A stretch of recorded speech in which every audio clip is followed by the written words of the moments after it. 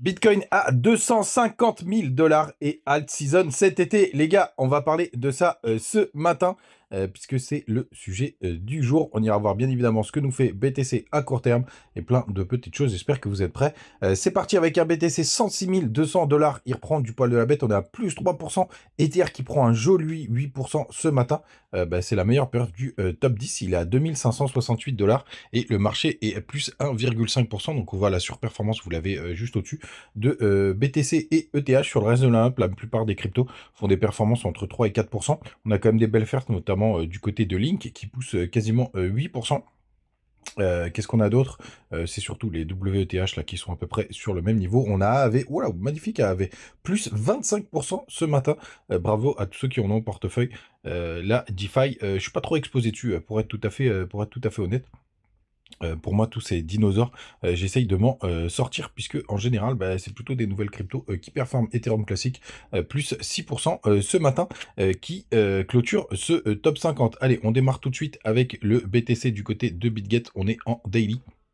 La mèche d'hier était vraiment complètement folle pour le coup. Donc, on a été chasser les stops au nord, tout simplement, puisqu'on a tapé les 107 000 $. Et juste après, on a fait, mais pour le coup, c'est vraiment un mouvement de salopio. On a fait une mèche des enfers pour aller chercher les stops sous les 102 000 $.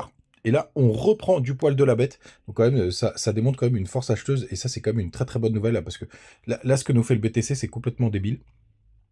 C'est vraiment imprévisible pour le coup. Enfin, de toute façon, si on peut considérer que les mouvements du BTC sont prévisibles, hein, on peut faire des spéculations grâce à l'analyse graphique. Mais là, pour le coup, de pas être allé chercher le bas du range, c'est très étonnant. Mais pour le coup, vraiment, ce qu'on vient de voir là, alors qu'on était vraiment très très bear par rapport au moment où on enregistrait la vidéo hier, puisque je vous disais, il faut attendre la clôture de la bougie, et on a encore la preuve aujourd'hui. C'est vraiment très joli ce qu'on a fait, puisque le rachat là, il est vraiment massif.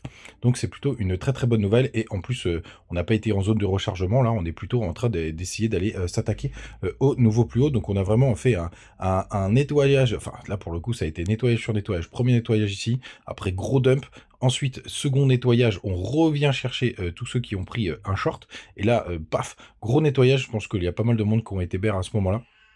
Et pour le coup, c'est passé boule du côté de la force. Et en plus, enfin, je vous ai pas montré les liquidations hier, mais on avait quasiment 800 millions de liquidations. Et là, pour le coup, ce qu'on est en train de faire, pour le coup, là, c'est repassé assez boule, les gars. Donc ça, c'est plutôt une bonne nouvelle, puisque tenir ces niveaux après les bougies des enfers qu'on a fait, c'est quand même plutôt pas mal. Vous voyez d'ailleurs le MACD 4 heures pour l'instant est en train de s'inverser. Du côté du daily, on a dû essayer de tenter de repasser au-dessus. C'est plutôt pas mal, mais on va faire comme hier, on va pas se laisser avoir. On va plutôt attendre la clôture de cette bougie daily. Mais pour l'instant, ce que nous fait le prix vers 8 heures du matin au moment où j'enregistre, c'est plutôt boule. Et on a plutôt envie d'aller s'attaquer à des sommets. Surtout que en plus, au final, la bougie weekly et la plus haute bougie jamais enregistrée. Regardez, là je suis en weekly, regardez comme elle est haute.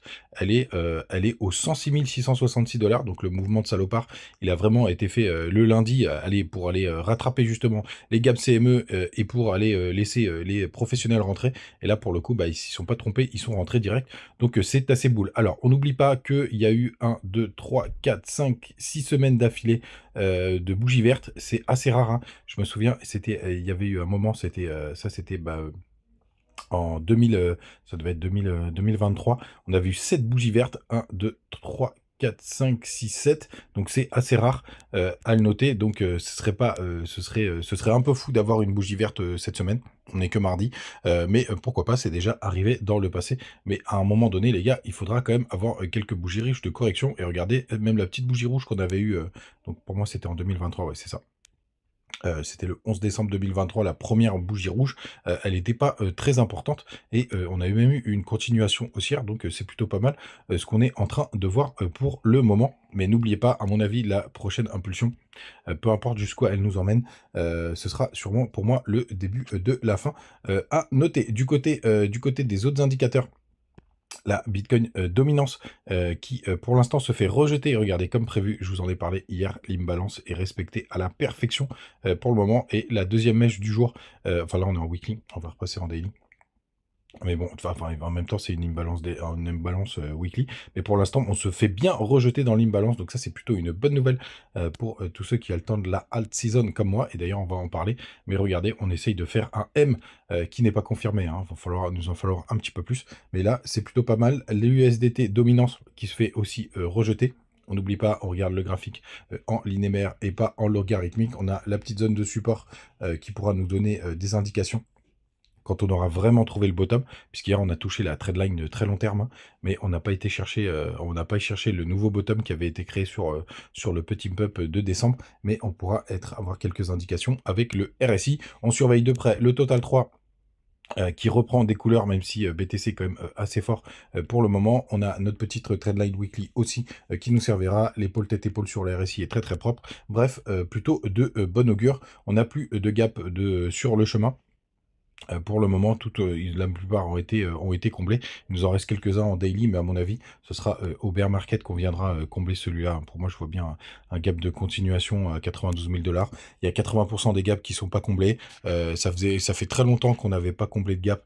Donc pour le coup, rien de bien méchant de ce côté-là. Et on a toujours notre petit gap ici.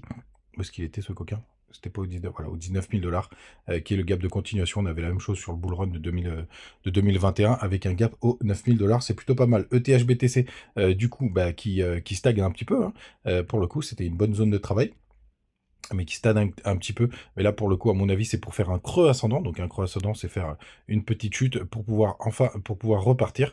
Donc, on va voir ce que ça va donner. Mais pour l'instant, c'est plutôt encourageant ce que nous fait aussi ETH. On peut aller le voir du côté de Bitunix. Vous avez toujours les petits liens en commentaire. Mais là, pour le coup, en plus, ce qui est très très propre, c'est que du côté de TH, par contre, on a bien été chasser les stops. Hein. C'est vraiment très très propre. Le mien, il est positionné. J'ai une alerte qui est positionnée ici pour pouvoir sortir manuellement, pour le coup, de mon petit trade là, tout simplement, mais c'est plutôt propre et comme je vous disais, c'est une grosse zone de travail, hein, toute cette zone, donc pour l'instant c'est normal qu'on se fasse rejeter, mais je suis assez content qu'il y ait eu des belles chasses au stop du côté de ETH. Les gars, n'oubliez pas, vous avez les petits liens du côté de Bitunix et de BitGet, profitez-en, c'est vraiment très très cool. Il y a encore des nouvelles personnes qui utilisent crypto.com pour la carte, moi ça me reste ma carte numéro 1, hein, et dès que j'ai atteint le plafond, je passe sur Trade Republic, vous avez aussi le lien, et ça fait vraiment plaisir de dépenser, grosso modo, moi ça me fait à peu près 3 500 € par mois, qui est sous cashback, ça fait plaisir. Donc 2 000 € plafonnés du côté de crypto.com et 1 500 € maintenant du côté de Trade Republic à 1%. C'est pas énorme, mais c'est toujours ça de prix.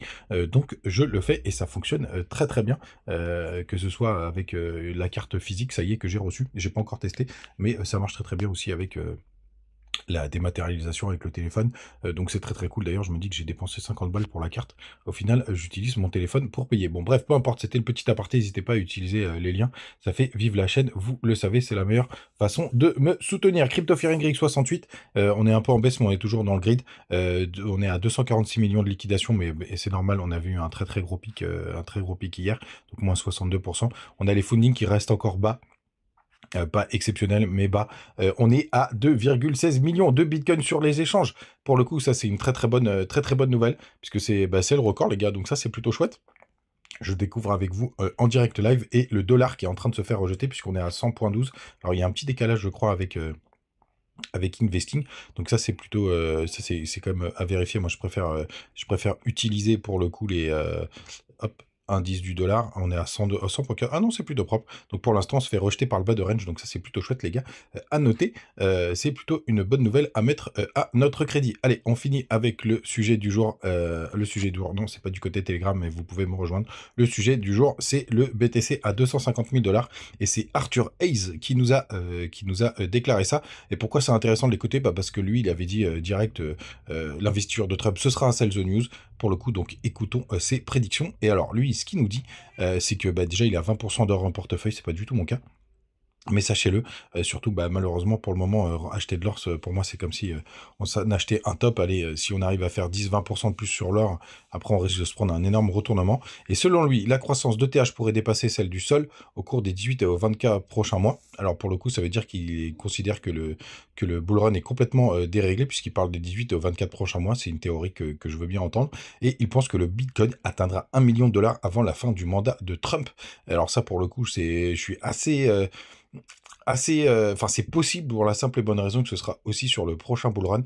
Pour le coup, si on peut encore parler de bull run, parce que là il y a quand même tout qui est déstabilisé.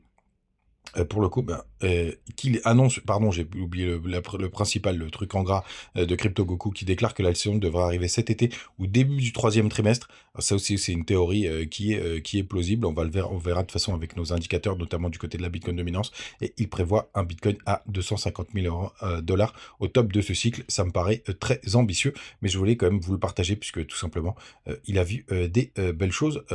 Les gars, vous savez tout.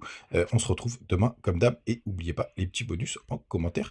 Les utiliser, c'est me faire vivre. Allez, ciao.